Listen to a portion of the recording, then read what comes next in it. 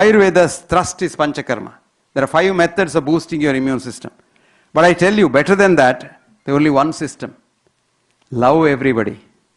Love everybody. Hate nobody. Don't do anything in overdose. Do what you love and love what you do. Have a wife or husband of your choice if you can. But if you can't, love the husband or the wife that you get. ശരിയല്ല മോളെ? All wives are happy. All wives are happy. But the truth, there's a beautiful book called Stress and Distress, written by one of the Pandits of stress research called, what is his name? O'Malley. No, his name is something else. Anyway, I'll come back to that. And he writes there beautifully, if you love what you do, and if you love your surroundings, all the associates, you love your boss, you love your assistant, you love your wife, you love your husband, you have no problem at all in life. Our problem is we don't love people. We hate people, H-A-T-E, and that's the most dangerous thing to happen. When you hate somebody, your problems start. That is why in Ayurveda, there are 5 levels of the mind. The mind is one word in English language, but in Sanskrit there are 5 levels. Manas is the mind of a child. You know, so beautiful. Have you seen a child, newborn child? Recently? No. If you're not, go to the maternity ward and see the newborn child. There are 2 kinds of children. One child comes out and very curious. You know. Another child. The first one is coming here for the first time, so it's curious to know what's happening. The second one has come here several times. It couldn't care less what is happening. It has seen it all. But they smile at everyone the minute they start spotting people. Maybe a few months. Smile at anybody. B.M. Hegde comes, it smiles. Jiten comes, it smiles. And whoever comes, it smiles. But do you do that? No, you don't do that. You smile at certain people and you don't want to see someone else's face. That is where the problem starts. I've been following this, what's called HRV. We are doing studies for about 40 years now. Heart rate variability. A child's heart is very interesting. When the child breathes, the heart runs fast. When the child breathes out, it runs slow. Which we, foolish Western physiologists, call it as sinus arrhythmia. That is the real rhythmia. Arrhythmia is health and rhythmia is death. Now, as you grow old and start hating people, then your heart becomes regular and regular and regular and regular. HRV decreases. And the day it totally stops and you're absolutely regular, you're dead. Don't laugh, I'm seriously telling you. I wish I had my slides to show you how this happens, you know. These people who become absolutely regular are dead within about a couple of hours.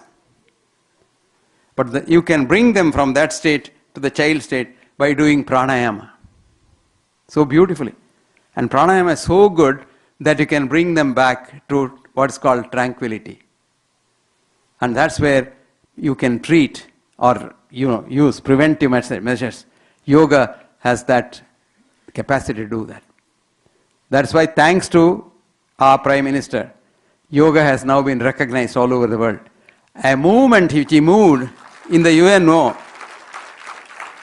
record 172 countries okayed it to have 21st of June as the International Yoga Day.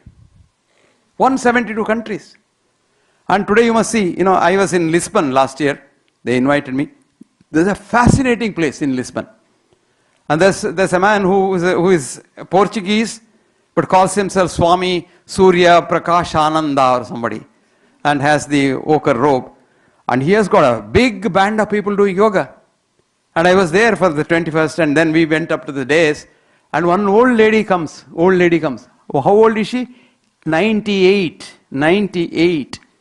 And she says, I've been doing yoga for the last 40 years. And she comes, it's a very high days, and some of us had to be helped. She just jumps up and comes.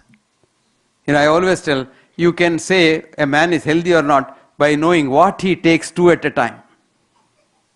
Did you get that? Stairs and pills.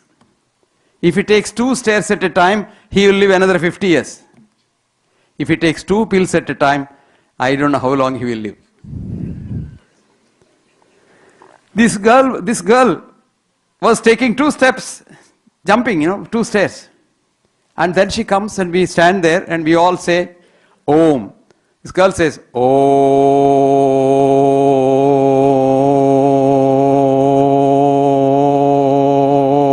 By the time we all finished, this girl was still saying, Om. 98. Can you believe that? Such a long vital capacity. So much of vital capacity. Maximum breathing capacity. And her joints were so good because she was using them. That's why now for the Canadian Gerontology Association, I've told them, you teach your people 2 things. A, Indian dance forms, Bharatanatyam. If you are a Bharatanatyam exponent, your joints will be supple even when you're 100. And if you're one of those chanting the Om, your maximum breathing capacity will remain the same for any number of years you live.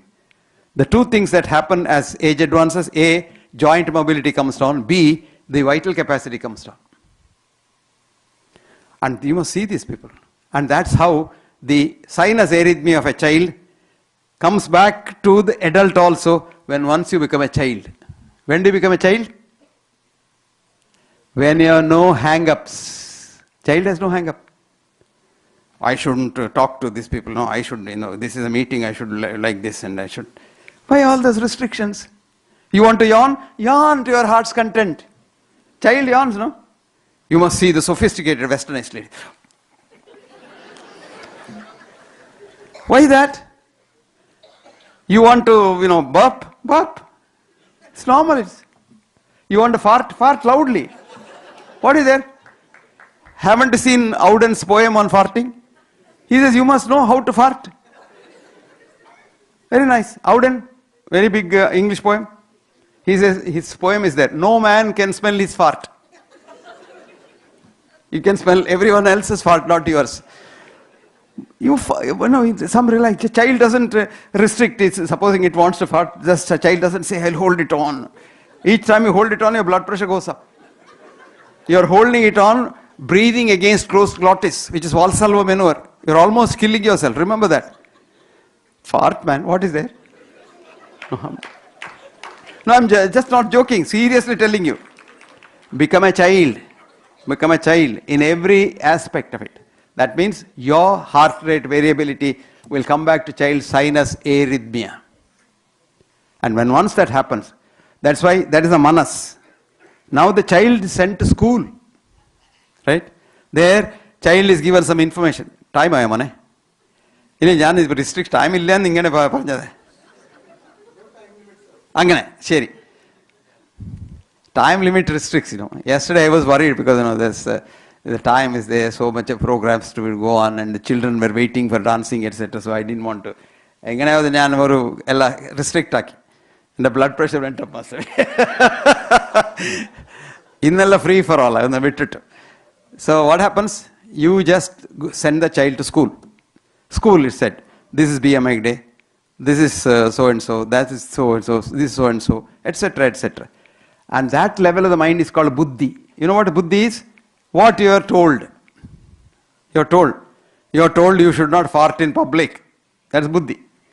But child doesn't have buddhi, it's a manas. It farts. So buddhi.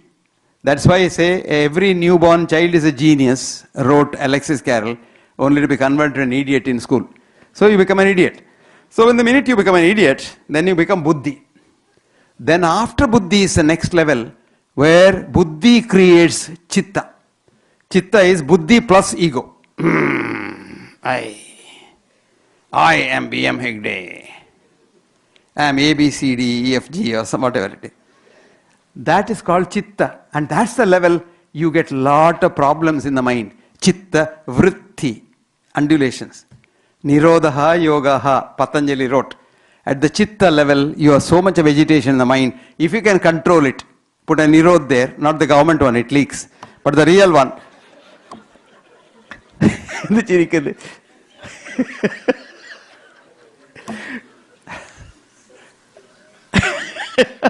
You become a sannyasi, you become so tranquil. So that's exactly what is called yoga. Chitta vritti nirodha yoga. Yoga is not kusti.